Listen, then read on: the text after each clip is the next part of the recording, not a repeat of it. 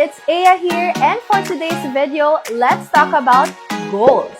Isa sa mga goals natin ang magkabahay, magkakotse, or matulungan ng family, at higit sa lahat, magkaroon ng ipon. Siyempre, dapat may goal din tayo magkaroon ng business. Looking for extra income, or gusto mo ng part-time income? Be a JC authorized wholesaler at dropshipper ka na. Oh, perfect, di ba?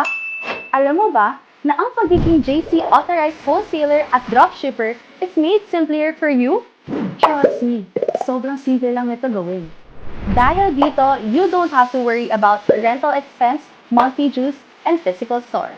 Ang kailangan mo lang ay cellphone at internet. Kahit nasa bahay ka, tignan niyo ako.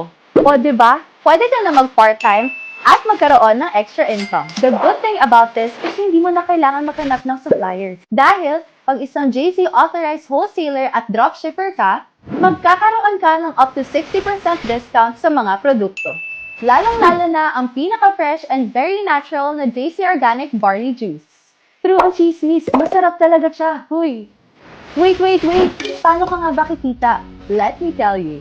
Example, 1,200 pesos na JC Organic Barley Juice times 2 customers is equal to 2,400 pesos times 60% commission mo, may 1,440 pesos a day ka na, times 30 days, may total of 43,200 per monthly.